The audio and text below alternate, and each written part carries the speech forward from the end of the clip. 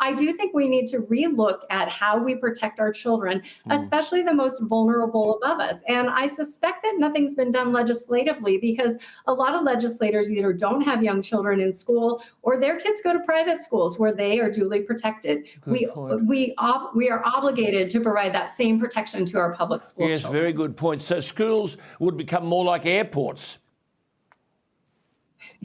Yeah, and I know there's arguments on both sides of this. What would that do to the psyche of a child? But perhaps we're at a point where that would make a child feel safe and feel valued and feel like they were worth protecting. So maybe the time is to reconsider something like that. And another point about reducing the number of entrances at a school. I think some states have already done that, haven't they?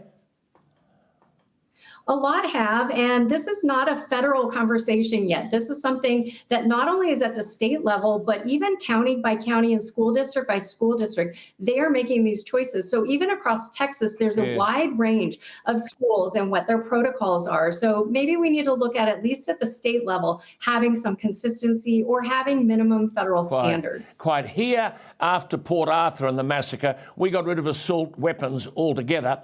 Wasn't there legislation in 1994 which prohibited the manufacture, transfer and possession of about 118 firearm models and all magazines which held more than 10 rounds? The ban expired in 2004. Biden's calling on Congress to revive that bill. What do you make of that, Peggy?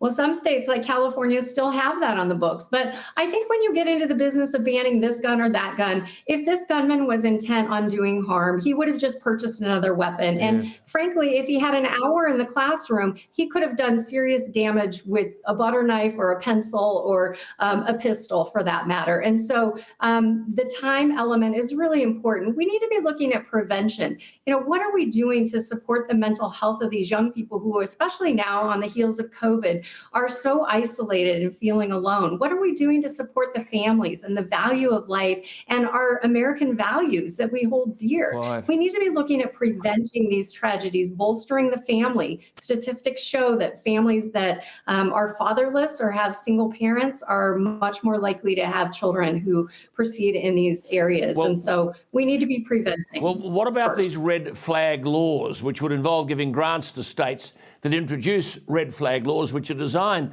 I think, to ensure that people who exhibit some signs of being dangerous to themselves or others can be denied access to guns by order of a judge? Now, I think a number of states have those laws. They're now being discussed by a group of Senate Democrats and Republicans. What do you make of that? Well, nearly half of our states have some sort of law, like a red flag law on the book. And what they're wanting to do is federalize that.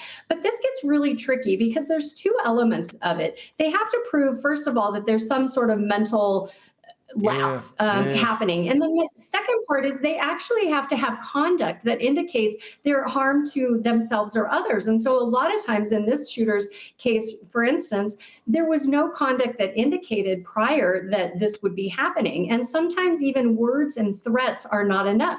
It actually takes the action to occur. So it sounds good on paper, but I don't know even if a red flag law would have prevented something like this and many other tragedies like it.